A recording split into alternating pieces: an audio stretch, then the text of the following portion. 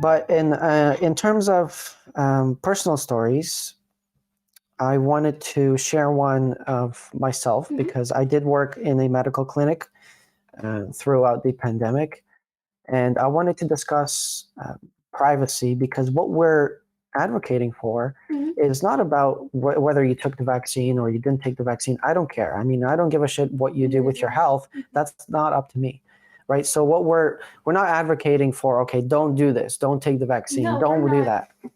That's completely up to I'm you. not going to advise everyone to get it or not get it. It's just, I think it's your choice. It's your choice, exactly. What we advocate is your choice, and that's what CSUN stands for, is that if you want to do this for your health, you should do it because that's what your decision is, and it's informed, and you've seen both sides of the debate.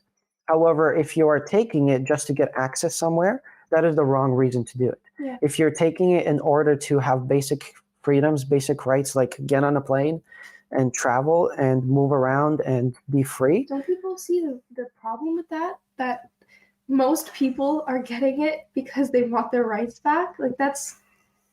And again, your rights are not given to you by government, and we should not pay ransom to get rights back.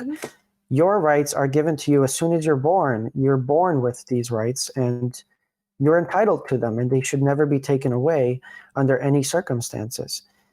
And that's what we advocate for.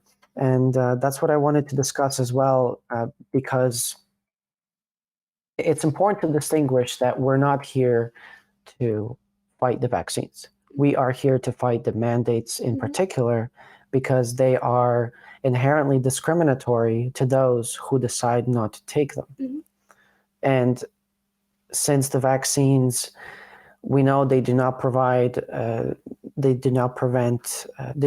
immunity. First of all, they do not prevent you from transmitting it, and therefore those two statements are the ones that are using in order to get full-on compliance. However, both statements are false, and they have been proven false, and it's everywhere that it's discussed, right, in the medical literature, that it is false.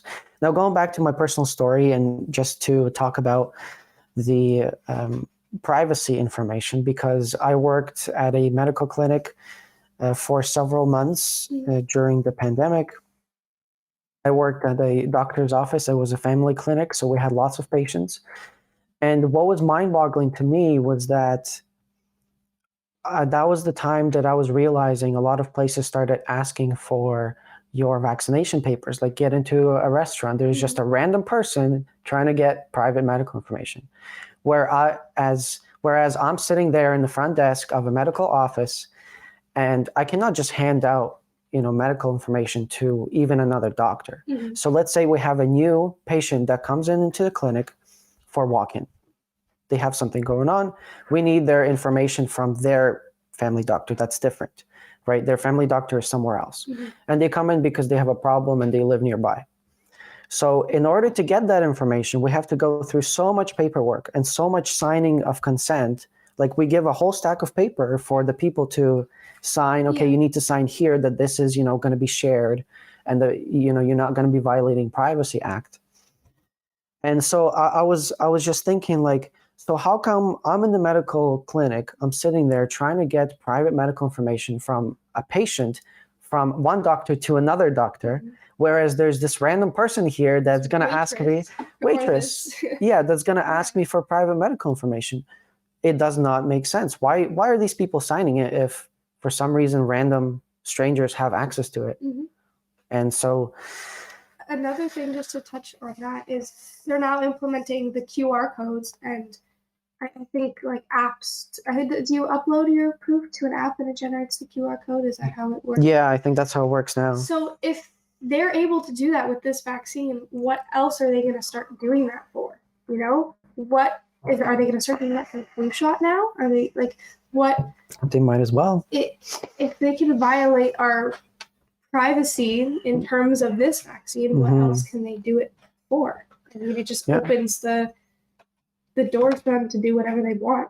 Exactly. And that's kind of the problem with what's going on at the universities is to access any, classroom, any building, you got to show proof of your medical information. And that's what we're against, because we do have privacy here in Canada. It is charted in the Canadian Bill of Rights that you have the right for privacy, you have the right for security. And these things cannot be just taken away because somebody said so. Mhm. And so another thing to discuss about the universities is how they're handling this situation and how they're implementing it without a discussion, because the universities are there to question narratives. Yes. They're there to question two sides. They're there to provide debate. And, you have different philosophical ideas coming together, and they're going to discuss all these amazing Mhm. things. And that's how they make discoveries, right? Where the evidence is presented from different points of view.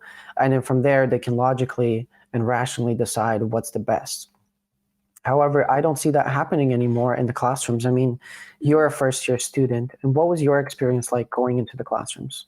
Well, I wasn't actually in because I was online. I was in pre-recorded lectures that I was paying full tuition for, but that's beside the point. That's something we have to Some of discuss. these, in some of these pre-recorded lectures, however, they're very biased, and there is none of this. Well, the fact that it's pre-recorded, I mean, there's no option for discussion, anyways. Mhm. But I feel like it's so one-sided. I mean, I had one professor turn our lecture into an anti-vax rant. Like he Wow. went on for a few minutes about anti-vaxxers and this and that, and his opinion. I feel like those, and it was also kind of political as well. Those political opinions of my professor should not be sharing, teaching those to us or expecting us to agree with him. I don't know. He's in position of authority at that Yeah. time. It's not supposed to be biased like that. And then you have thousands of people in this class listening to him and being like, yes, I'm going to agree with you because you're my professor. And I honestly, it really, really upset me. I had that in a few different classes, a few different times in different, they always find a way to throw it in there, Mhm. even when it's not relevant at all. There was always political, even there was one of my professors talked about the PPC and how... Oh, before the election, probably, right? Yes, Yeah. we were discussing the election. As it was coming up. Talking about the PPC and how they're, extremists, and they tend to put their personal liberties over the greater good of others, and how detrimental that is to this and that. And just, I mean, it's so clearly biased, and there's no room for discussion or debate. It was very clear what message they were trying to set. Mm-hmm. And why do you think there's no room for